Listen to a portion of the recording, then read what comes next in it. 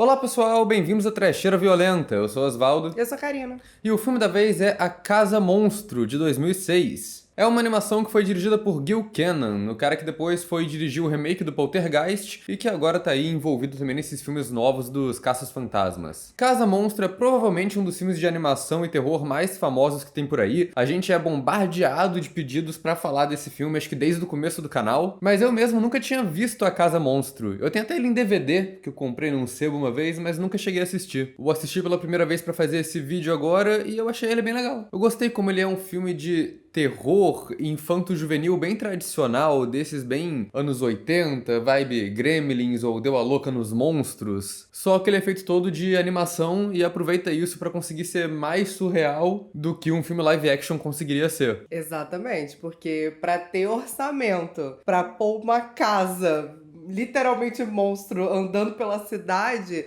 só se fosse produção Disney e olhe lá. Mas é quase isso, porque esse filme, na verdade, é da Amblin, a produtora do Spielberg. E ele teve produção executiva do próprio, junto com o Robert Zemeckis. Então, né, o filme tem essa coisa bem anos 80, estilo Spielberg e Zemeckis, porque literalmente tinha dedo dos dois na produção. Eu não cheguei a ver esse filme adolescente, eu fui ver ele pela primeira vez ano passado e vi hoje de novo. Pro Trash List? Foi. Ah, ok, tá aqui. E eu adorei também, porque é exatamente isso que você falou. O filme, ele tem uma coisa muito surtada que só é possível de ser feita porque é animação. E eles sabem aproveitar isso muito bem. Mas antes da gente falar mais, vou pedir pra vocês se inscreverem no canal se vocês não forem inscritos ainda. Comentem aí embaixo se vocês assistiram A Casa Monstro, eu imagino que sim. O que vocês acham desse filme? Deixem outras recomendações de filmes pra gente falar aqui no canal também. E acompanhe a gente nas redes sociais, os links estão aí na descrição do vídeo. Se você gosta do nosso trabalho com a Trecheira, então seja membro. Quando você é membro, você ganha acesso a conteúdo exclusivo, escolhe uns filmes que a gente fala aqui no canal através de votações e também apoia a gente, que é muito importante. E também já vou liberar os spoilers aqui, porque também, tipo, Casa Monstro não é um filme que tem muitos segredos, é um filme infanto-juvenil que tem um roteiro bem simples, mas o que importa é a jornada e não o final. Então os spoilers estão liberados. Tendo dito isso, então, vamos pra trama. O protagonista da Casa Monstro é o DJ, uma criança de 12 anos que tem um fascínio pelo vizinho da frente dele. Esse vizinho é um velho rabugento que mora numa casa velha e que impede qualquer um de se aproximar do gramado dele.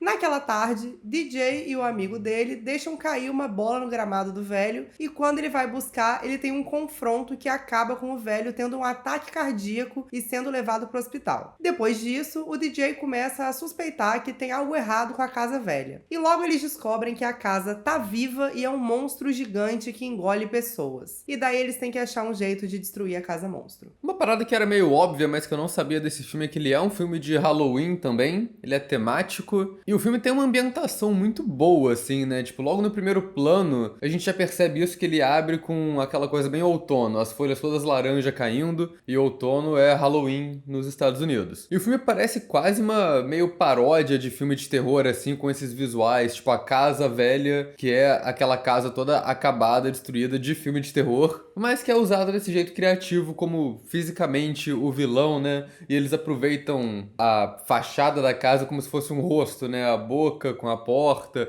os olhos na janela. Mas é um rosto que também, pra mostrar que é meio monstro, não é simétrico, né? Porque uma das janelas é tipo pra frente, então tem uma coisa meio distorcida ali, só na impressão da fachada da casa. Isso eu acho bem legal. Eu amo muito a transição da fachada pra monstro quando ela se mexe. E eu amo que o olhinho faz assim, pra ficar, tipo, com cara de mal. E eu acho tão fofo. E isso jamais seria fofo assim se fosse no live action. Eu senti vendo esse filme umas escolhas muito criativas de plano que não seriam possíveis no live action, que eu geralmente não vejo ou não presto muita atenção em outras animações. Hoje em dia eu sinto que muita animação tá caindo nessa armadilha do cinema de fazer coisa que é realista. Não necessariamente realista, tipo de foto realista, mas realista do tipo de tentar enquadrar o filme como se fosse um filme live action normal, e você perde meio que a liberdade que você tem nisso. Esse filme é completamente surtado, tudo que eles conseguem fazer, por ser, né, tipo uma câmera digital passando ali, eles fazem. Ele tem planos sequências brabíssimos no começo e no final do filme, essa cena da árvore no começo começo, que a câmera acompanha a folha caindo, depois vai pra menina andando no triciclo e acaba a cena com a folha na calçada de novo. Na cena final de ação deles lutando contra a casa no canteiro de obra, tem um plano de sequência enorme, que é tipo eles no guindaste, aí tipo eles jogam a dinamite um pro outro, a câmera vai junto com a dinamite, depois acompanha o menino sacudindo por aí. O que assim, né? Tipo, ok, não tinha um operador de câmera ali, né? Mas tinha alguém pensando em como fazer aquilo de jeito criativo. E que imprimisse essa ideia do plano sequência, não É. ficasse só um bagulho incompreensível. Isso é muito bem coordenado ali. Mas além disso, o posicionamento da câmera em várias cenas coloca muito ela em lugares, tipo, peculiares. Tem um plano que é lateral do jardim do velho, que meio que corta o chão e a gente vê a terra com o encanamento por debaixo da casa dele também. Tem muito ponto de vista peculiar, tipo, o velho tendo o ataque caindo meio morto em cima do protagonista, sendo visto do ponto de vista do protagonista. Plano ponto de vista do gramado, quando cai o objeto no gramado. Ponto de vista do moleque olhando o reflexo dele atrás da janela da ambulância quando a ambulância vai embora. Tem plano de dentro do telescópio, tem plano de dentro da máquina de arcade, todo iluminado com a luz colorida que tá vindo da máquina. É uma direção muito criativa. Tem simbolismo visual também, tem um plano que é visto de dentro da casa, quando a casa meio que decide que vai atrás desse moleque. E aí a janela da casa racha e a rachadura passa, tipo, pelo pescoço do moleque, como se fosse a casa falando, vou matar esse cara. E tem umas cenas muito boas com essa coisa surreal, tipo a cena de pesadelo que ele tem, que a sombra da casa entra pelo quarto dele, eventualmente sai uma mão de dentro. Eu amo todas as cenas dentro da casa. Que tem todo um universo ali paralelo, uns negócios no chão, e aí eles vão meio que num limbo dentro da casa, ali no porão, e eu acho tudo incrível, assim, é tudo meio verde também, porque a iluminação também é maravilhosa. A iluminação, não sei se a gente fala iluminação para animação, mas enfim, a iluminação que foi impressa ali, realmente. É não, muito mas maneiro. essa é uma questão doida de animação, porque às vezes eu penso, porra, eu não sei, analisar animação é mais difícil. É aquilo, né? Eu fiz cinema, animação é outra faculdade. Então eu não vou saber qual foi o programa que eles usaram pra animar o filme, mas no fim das contas a parte audiovisual da coisa é meio parecida, do tipo, beleza, o cara ele vai programar aquele ambiente 3D ali onde o filme vai se passar, vai programar a animação dos personagens, mas quem vai editar o que os personagens vão fazer, onde que a câmera vai ficar é o diretor. Quem vai decidir como iluminar aquele ambiente com as fontes de luzes artificiais ali do ambiente 3D é o diretor de fotografia. Quem vai decidir a cor dos objetos e como que vai ser feito, tipo, como vai ser o design daquele lugar é o cara do design de produção. Então é meio que a mesma coisa que um set de filmagem, só que é tudo feito no computador. Porque cada um na sua casa, sentadinho. É Que tipo um filme da sonho, Marvel. né, inclusive. A gente atropelou as piadas. Fizemos duas piadas. Aí não tem, vai ter nenhuma. Vai ter. Mas, pra dar uma aprofundada nisso daqui, eu de fato pesquisei sobre os bastidores desse filme e descobri que ele também não é uma animação convencional. Do tipo, não foi uma animação feita toda em computador e depois os atores dublaram. O filme ele foi gravado com a mesma técnica do Expresso Polar, também do Robert Zemeckis, só que sem a tentativa de ser fotorrealista. Sério, eu acho o Expresso Polar assustador. É bizarro. Assustador. É uma das coisas mais visualmente bizarras que eu já vi na minha vida. Aquele Tom Hanks bizarro. Deus me livre. Mas aí o Casa Monstro ele também realmente foi filmado num set, em um estúdio. Óbvio que não era um set todo decorado, né? Eram basicamente os atores com algumas props mínimas ali e cheio de ponto com aquelas roupas lá pra fazer o motion capture. Mas de fato a galera que dublou os personagens, que fez a voz, também fez a movimentação corporal deles ali e as expressões faciais. E isso acaba refletindo quando você assiste o filme, principalmente no áudio original, né? Que você vê a voz dos personagens também. O ator mais conhecido desse filme pra mim, pelo menos, é o Steve Buscemi, que faz o velho rabugento. A Catherine O'Hara tá no filme A também. Catherine O'Hara faz a mãe do protagonista, pode crer. O Fred Willard faz o pai do protagonista. Tem alguns atores conhecidos no filme. E eles realmente estavam lá num set interpretando. O que eu acho que é uma parada que é diferente pra animação também. Quando eles receberam a proposta do agente, eles falaram, não vou precisar nem sair de casa, arrasou. Aí corta pra eles, cheio de sensor no braço, igual o Gollum fazendo coisa. E é um filme divertido também porque ele tem muitos personagens e são personagens muito Spielbergianos. O trio de criança principal parece que saiu diretamente dos Goonies. Que a gente tem o protagonista, que é bem esse protagonista meio menino nerd engenhoso, meio esqueceram de mim, né? Que ele tem essas manias, tipo, ele tá investigando o vizinho até mesmo antes de saber que a casa é monstro. Ele tá lá observando com o telescópio, tirando foto. É praticamente Shia LaBeouf em Paranoia. Tem o amigo gordinho figura cômica. Porque sempre tem. O nome dele dublado, inclusive, é o Bocão, né? Bocão. Que saiu diretamente de Goonies. É a mistura de dois personagens, né? E claro, a menina que é a mais inteligente do grupo. Eu nem diria a mais inteligente do grupo, mas certamente a mais despachada. A menina sempre é a mais despachada do rolê, a mais truqueira. E eu acho legal isso, que esse filme também subverte muitos personagens do terror, assim, né? Que as duas personagens femininas mais relevantes, elas são apresentadas como boa moça, mas depois você vê que elas são meio pilantra. A menina, amiga deles, né? Ela é apresentada como aquelas meninas que vão passando de porta em porta vendendo doce. Mas aí ela é mó truqueira, né? Quando ela começa a discutir com a babá adolescente ali, ela deixa cair a fachada de boa menina e fala, só compra esse negócio. Ela consegue convencer a Mona num esquema de pirâmide ali, que ela fala, cara, eu sei que deixaram $30 com você aí, me paga 30 que eu te dou 10 e faço um recibo de 30. Pilantra profissional. E o filme tem essa coisa meio... Não vou falar que é uma subtrama de romance, né? Mas tem... Os dois moleques estão apaixonados pela menina. E eu achei que fosse ter alguma coisa, eventualmente, alguma rivalidade, mas meio que não. Tipo, no final ela dá um beijinho no protagonista, no final meio que acaba essa trama também. Que também é clássico do Spielberg, né? Porque a menina nunca fica com o gordinho figura cômica. É sempre com o protagonista nerd. A não ser que seja na parte 2 do It, né? Que ela pega o gordinho depois que ele já tá galã. Mas enquanto ele tá figura cômica, não vem aí. Tem a babá, que eu acho muito diva, adolescente gótica ali, que é dublada pela Maggie Gyllenhaal. Ah, sim, é outra famosa. Mas eu acho legal que ela é a adolescente gótica rebelde, mas ela é apresentada quase como se fosse uma Laurie Strode, né? Que ela chega toda com a roupa de Final Girl de filme de terror. Quando ela percebe que os pais do moleque não estão em casa, ela solta o cabelo, tira o casaco pra mostrar uma camisa de banda embaixo, bota um heavy metal pra tocar e muda completamente de personalidade. Que, de novo, é a subversão do personagem estereotipado de terror ali. E aí ela leva o namorado mala dela pra casa do moleque também. Grande magrão. Magrão. O namorado metaleiro besta, que é um típico namorado besta de filme de terror e é o primeiro a ser engolido pela casa. Mas eu achei curioso, que eu achei que a babá gótica fosse se juntar ao grupo depois que ela visse que a casa monstro é monstro, mas ela meio que só sai do filme e não faz nada. As crianças que se resolvam. Não, ela nem vê a casa monstro, ela só, tipo, vai embora. Mas quem eu acho que é engraçado também é o personagem do cara do arcade, que é o especialista que os meninos vão consultar. E eu acho que é muito bom, porque, tipo, o cara tá jogando lá o joguinho dele, e os caras meio que endeusam ele, falam que, tipo, ele é muito bom no videogame, ele vai saber as respostas pra gente. Ele não é, tipo, um professor ou alguém que estudou o sobrenatural, ele é só um adolescente que não tem a menor ideia do que ele tá fazendo. E gosta muito de videogame. Pode falar que é por isso que você se identificou com o personagem. Não, nem achei muito isso, não. Eu só achei engraçado, porque, tipo, tem essa visão infantil dos protagonistas. Que, tipo, quem é o cara que eles vão chamar pra resolver a situação da casa monstro? É, tipo, alguém que estuda a parada? É algum especialista comum de filme de terror? Não. É o adolescente que faz delivery de pizza que joga videogame.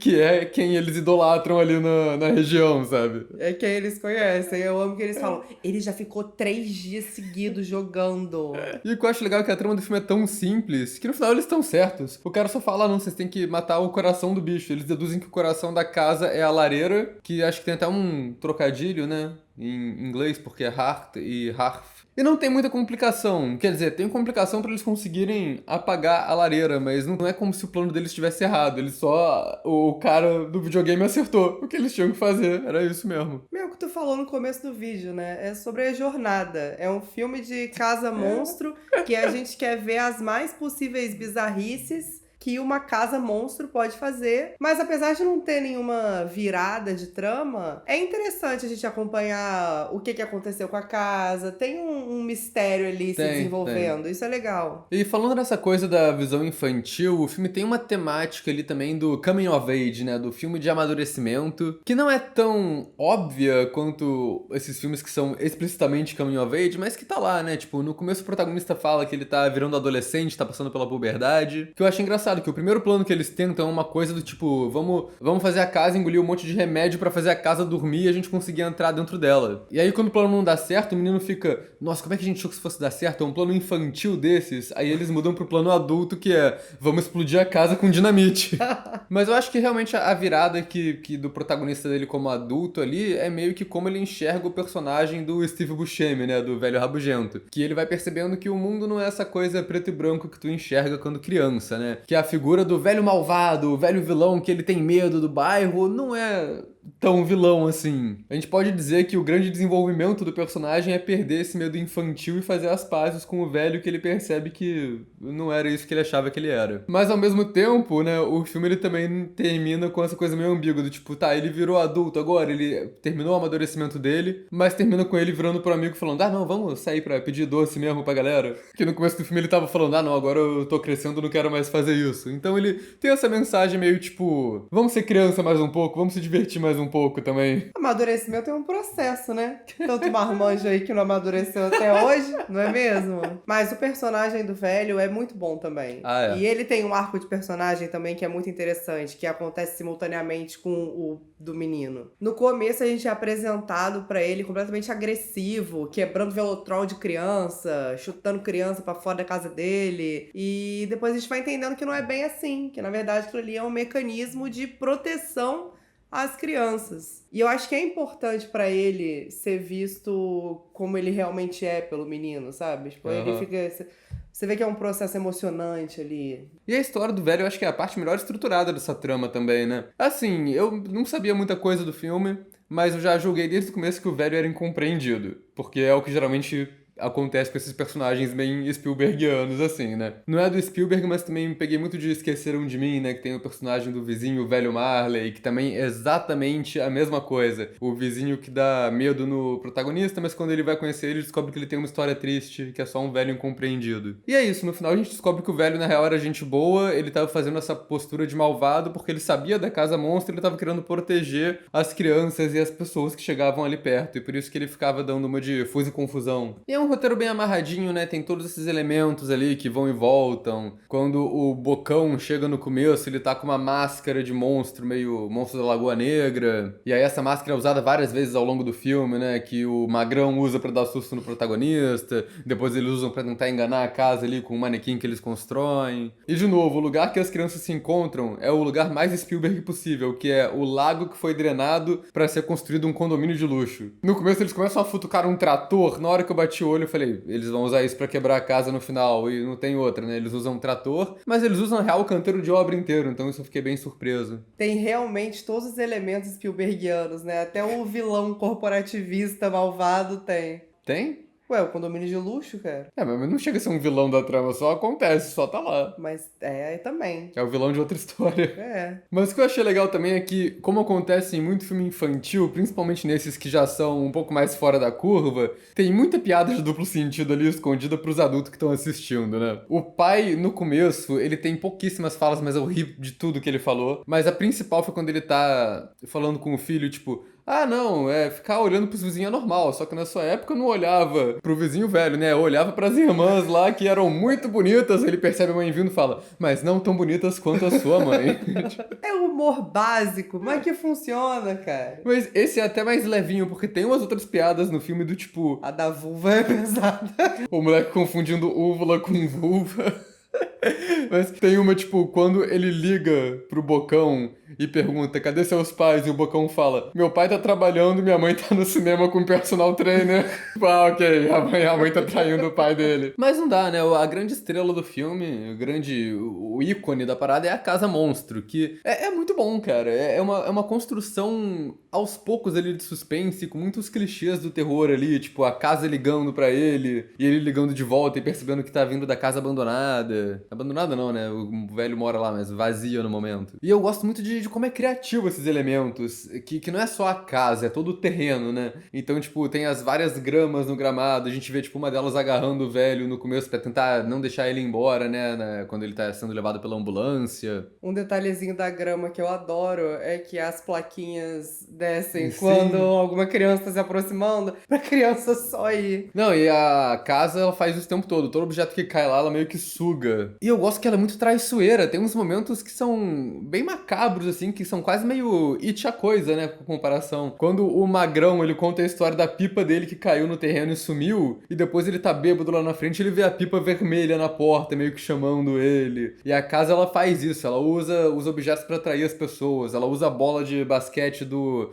Bocão umas 2 vezes pra atrair ele, pra ele cair numa armadilha. Então, porra, é um monstro inteligente acima de tudo. E é um monstro inteligente e com elementos de ser vivo ali. Eu amo a cena que a casa vomita. Ah, é muito bom. Amo. E a gente assiste a casa vomitando pelo ponto de vista de dentro da casa. Do que acontece ali até sair pela porta. E é muito bom. A casa toda é meio que estruturada como se fosse uma boca e você vê esses elementos, né? O tapete é a língua, as tábuas são os dentes, e aí lá você tem a garganta, que é o poço verde místico, e a úvula. E tem muito detalhezinho legal, porque depois que eles fazem a casa vomitar eles, o plano, assim, tipo, mostra a casa mais geral, parece que a casa tá chorando. Porque às vezes acontece, né? Quando você tá passando mal e vomitando, você lacrimeja também. Mas o que eu achei meio confuso é a questão da a casa engolir as pessoas e pra onde elas vão. Porque eles eventualmente param dentro da casa e quando eles estão lá explorando, eles caem num buraco no chão e caem no porão. E aí no porão eles vão descobrir a história da casa e tudo mais. Mas depois, quando eles saem desse porão, a casa começa a ameaçar eles de caírem no esôfago dela, no bagulho verde, né? E eles estão desesperados, não querendo cair lá e fazem a casa vomitar pra não caírem. Mas eu fiquei pensando, pô, esse buraco então é diferente do outro buraco que eles caíram? Porque no começo, quando eles caem no buraco e vão parar no porão, eu só joguei que eles tinham caído no buraco verde místico ali, né? Mas aparentemente não, aparentemente são dois tipos de buraco diferentes dentro da casa. É porque o corpo humano tem vários buracos diferentes, então acontece isso. Não, mas sério, eu tenho uma teoria. É porque quando a casa propositalmente engole alguém, vai pro esôfago. E aí foi com Deus. No caso, eles conseguiram entrar escondido, porque eles entram dentro do carro e conseguem sair do carro. Então eles vão pro outro buraco e o carro vai pro esôfago. Às vezes é porque eles só caíram pra uma tábua quebrada mesmo e foram parar no porão. E depois que ia ser o sobrenatural, né? O buraco sobrenatural. Tem muito momentinho maneiro lá dentro, né? Tipo, a luz da casa apontando pra dentro, procurando eles. Que é uma cena meio surreal, assim, tipo, que não tem uma fonte de luz natural, mas que funciona porque é uma casa monstro. E a casa usando todos os itens dela, né? Os encanamentos pra atacar a galera. É tudo muito criativo o que eles fazem aqui. A primeira cena que ela tenta engolir a garota, que ela pega a entradinha da casa, as pedrinhas que fazem o caminho e fazem meio que um escorregador pra levar ela pra boca também. É visual muito criativo no filme no geral. Mas assim, não tem dúvida de qual é a cena mais terror do filme pra mim. Flashback? Não só o flashback, como eles descobrindo, né? Que eles descobrem o corpo da mulher, tipo, em cimento, meio Pompeia ali, que é um espaço que a mulher foi acimentada viva. Fica aquele monte de cimento no formato dela que quando quebra só tem esqueleto embaixo. Aquilo é bizarro. É bizarro. E é um filme infantil. É. Infanto-juvenil. Mas o flashback eu acho muito macabro, cara. E já começa que a mulher era prisioneira de um circo de horrores. Já começa bizarro aí. Por quê? Porque ela era gorda. É só isso. Só isso. E aí o velho se apaixona por ela, resgata ela, leva ela pra casa, só que a mulher é completamente perturbada, porque, né, ela sai de uma situação de cárcere privado e vai com ele. E a cena, tipo, eles compram uma casa igual a casa do Coragem, né? No lugar nenhum, não tem nada em volta, mas ainda assim tem uns fedelhos lá pra zoar com a mulher. Que caraca, os moleques vieram, tipo, 5km andando da cidade só pra zoar com a mulher. Só pra tacar ovo nela. Caraca. Mas já estabelece ali que ela é uma pessoa difícil e já traça esse paralelo com o presente, né? Dessa coisa das crianças ali irritando e Halloween insuportável e tal. Mas a fotografia da cena mesmo fica mais sombria, né? Ela fica mais opaca, assim, e aí fica aquela coisa meio mais parecendo uma animação antiga. Eu acho bem bonito, na verdade. E é uma morte macabra, né? Que ela caiu e jogou cimento em cima dela sem querer pra ela morrer soterrada de cimento. E o cara terminou de construir a casa e ficou morando lá com a mulher. Na verdade, com ela não, né? Com o espírito dela que se apossou da casa. E o legal é que o filme ele vai sempre elevando o que pode acontecer ali, porque sempre tem aquele ultimato, né? Nossa, a casa monstro. Só não vai nela, né? O que ela vai fazer? Vai atrás de você? Sim, que é isso que ela faz no final. Isso é muito bom. Ela só levanta e é uma casa monstro gigante se movendo atrás da galera. E eu acho muito engraçado eles, tipo, fechando o portãozinho, colocando uns negócios pra bloquear o caminho. Gente, é uma casa gigante. É ela é enorme. Quer dizer, a casa gigante não faz sentido, é uma casa normal, mas é uma casa grande, né? Uma casa que anda, É. né? E eu amo que nessa cena de perseguição, a casa cai do precipício, quebra inteira, e aí você pensa, nossa, acabou o problema, né? A casa perdeu, eles venceram. Mas aí a casa se reconstrói e ela consegue ficar com um design ainda mais ameaçador, mais monstruoso. Parece quase um Pokémon. E é maravilhoso. Ela fica toda retorcida, com um monte de espeto saindo, né? Como se fosse um porco-espinho ali. Mas no final é isso, né? Eles não tem muito segredo. Eles conseguem explodir a lareira da casa com a dinamite, a casa explode e morre. O velho se despede do fantasma de poeira da mulher dele. E ele fica muito feliz que ele tá livre depois de 45 anos. Eu, no caso dele, só fiquei pensando, coitado, ele tá sem casa agora. Eu pensei isso também. O que ele vai arrumar? Não sei, não tem mais móvel, vou ter que comprar, fazer uma casa nova, construir do zero. Mas vai dormir aonde enquanto isso? Complicado. Mas eu acho bonitinho quando eles estão nessa de, vai destruir a casa, mas ele quer se livrar dessa prisão, mas ao mesmo tempo ele tem esse afeto pela casa por conta do espírito da mulher. E aí ele tem essa coisa de ficar sozinho porque ele não tem ninguém. E o menino mostra pra ele que não, que eles têm uma amizade ali, que ele não tá sozinho. Eu acho isso bonitinho. E como é um filme pra criança, no final ele tem que mostrar que ninguém morreu de fato, né? Então no final todos os personagens que foram engolidos pela casa voltam pra aparecer. O que eu acho até engraçado é que tem uma piada com a personagem da babá, porque ela some metade do filme pra no final ela aparecer namorando o nerd do videogame agora, né? Mas a piada ela não traduz na dublagem porque muda o nome dos personagens. Mas tipo, o magrão originalmente é Bones. E o cabeça, que é o cara do videogame, é Skull. E a babá, ela tá usando uma camisa de uma banda chamada Skull and Bones. E aí ela tava namorando o Bones e quando ele foi engolido pela casa, ela terminou com ele e começou a namorar outro cara. Que rima com a banda que ela gosta. Achei fofo você falar que ela terminou com ele. Depois que ele foi engolido pela casa. Ela não sabe Como disso. se tivesse sido uma escolha. Ela não sabe disso. Ela só terminou. Mas o magrão volta zumbi, não volta não? Não, ele volta normal. Ele só tá sujo de terra? Acho que é, né? Todo mundo volta normal. O cachorro volta, os policiais voltam normal. O magrão só é feio. Não entendi Casa Não, Monstro. Casa Monstro. Vai ter Casa Monstro 2, o Retorno de Magrão. Mas, cara, no final eu acho que o maior mérito desse filme mesmo é pegar esses vários clichês do terror, várias cenas comuns, né? Tipo de monstro, de personagem, cenas de suspense, e adaptar tudo pra uma animação infantil. Que ela ainda é macabra, ainda é de terror, mas é um filme de família também, né? É quase uma porta de entrada pras crianças pro mundo do terror. Mas tem que ver a faixa etária da criança também, porque acho meio pesado pra ver com criança muito pequena. Qual que é a classificação indicativa? Deve ser o quê? Uns 12 anos? É PG. PG eu acho que é isso. Deve ser por aí. Mas 12 tá bom. 10 já tá bom. Eu sou um conselho tutelar? Não sou. Mas eu acho que 10 tá bom. Então qual categoria você coloca, Karina?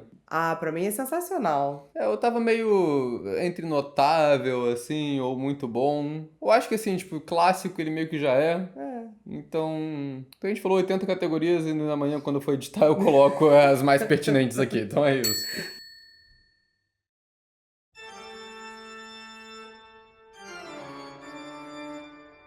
Mas pra mim foi bem essa vibe, foi tipo um filme do Spielberg anos 80, mas sem as limitações de efeito prático, de, sei lá, tubarão que quebra o tempo todo, esse tipo de coisa. Que é aquilo, né? O tubarão é grande, mas não é uma casa, né? Apesar de que House Shark é um filme que a gente já falou numa lista estúpida. Mas aí House Shark, o tubarão também não é uma casa. Não é. Né? Não é. Fica aí... Qual é a história de House Shark? Eu não lembro. É uma casa que tem um fantasma de um tubarão nela. Não é não é. Eu Não, lembro que eu fiquei um pouco decepcionado porque achei que ia ser literal. Não é. Nunca é. Cinema metafórico, né? Cinema de tubarão é um cinema muito metafórico.